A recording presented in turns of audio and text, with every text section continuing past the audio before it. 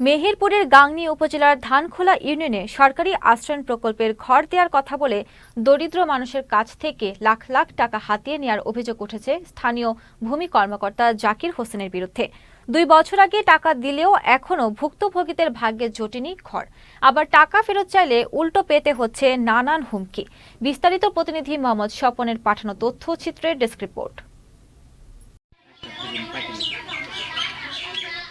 নীলুফা খাতুন প্রতিবন্ধী স্বামী আর 2 সন্তানকে নিয়ে বসবাস করেন জীর্ণশীর্ণ খুপড়ি ঘরে। সন্তানদের লেখাপড়ার খরচ জোগাতেও হিমশিম খাওয়া এই পরিবারটি জমি আছে ঘর নাই এই প্রকল্পে একটি ঘরের আশায় স্থানীয় তহসিলদার জাকির হোসেনকে দিয়েছেন 60,000 টাকা। কিন্তু টাকা দেওয়ার পর এখন ঘর তো দূরের কথা, টাকা ফেরত চাইতে গেলে দেয়া হচ্ছে নানান হুমকি।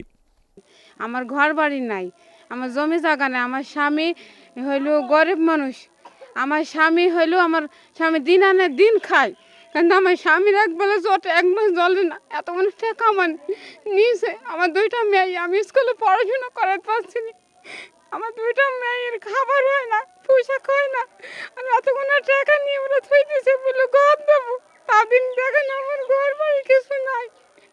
শুধু নীলুফাই না, আরেক ভুক্তভোগী তাসলিমা খাতুন, বয়স 80 ছুঁই।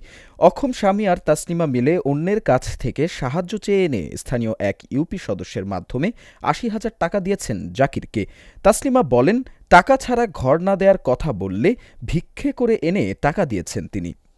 আমার স্বামী তো মুরব্বী, খাটতে খুঁটতে পারে না, আমি দুঃখ ধান্দা করে নিয়ে এনে চাইছি বাসা টুনের আশায় আমি গুছি দিয়েছি। বাপ কি করবো, দিয়েছাল্লাহ বুঝে টাকা লাগবি মধু তাই বিছাড়া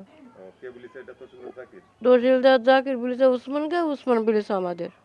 হ্যাঁ, এমন অনেকের কাছ থেকে 60 থেকে 1 লক্ষ টাকা নিয়েছেন তিনি। এমন অনেক অভিযোগ তার বিরুদ্ধে। শুধু ঘর নয়, খারিজ খাজনার নামেও বাড়তি টাকা নেয়ার অভিযোগ আছে এই কর্মকর্তার বিরুদ্ধে। আমি প্রতিবন্ধী, আমরা 1 লাখ টাকা খুব কষ্ট করে দিয়েছি ঘরের জন্য। জাকির ভাই নিছে আর উসমান ভাই নিছে, দিয়েছি 50,000। এখনো চাইছে কিছু, শাহাদত বলছে তহসিলদার জাকির হাতে দেব, সেই বলে আমাদের সাথে টাকাটা নিয়ে গেছে। তহসিলদার আমার খাজনা খারিজের জন্য সে 20,000 টাকা দাবি করে, কিন্তু তাকে আমি 18,000 টাকা দিয়েছি, কিন্তু সে আমার খাজনা খারিজ করে দেয়নি। উপজেলা নির্বাহী কর্মকর্তা জানান, এই ব্যাপারে অভিযোগ পেয়েছেন, ঘটনার সত্যতা পেলে আইনগত ব্যবস্থা নেওয়া হবে। আমার কাছে 2টো অভিযোগ আমি পেয়েছি, যারা বলেছেন যে তাদের কাছ থেকে আর্থিকভাবে তারা কিছু টাকা নিয়েছেন, এটার ব্যাপারে অভিযোগ দিয়েছেন। যদি অভিযোগের সপক্ষে কোনো তথ্য প্রমাণ তারা আমাকে দিতে পারেননি, তারা শুধু লিখিতভাবে বলেছেন যে তাদের কাছ থেকে টাকা নিয়েছে। অভিযোগগুলো আমরা যথাযথভাবে তদন্ত করে যদি সত্যতা পাওয়া যায়, সে যেই হোক না কেন তার বিরুদ্ধে আইনগত ব্যবস্থা নেওয়া হবে।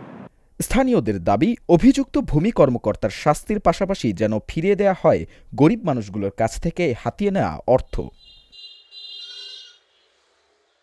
দীপু নূর, চ্যানেল এস নিউজ ডেস্ক।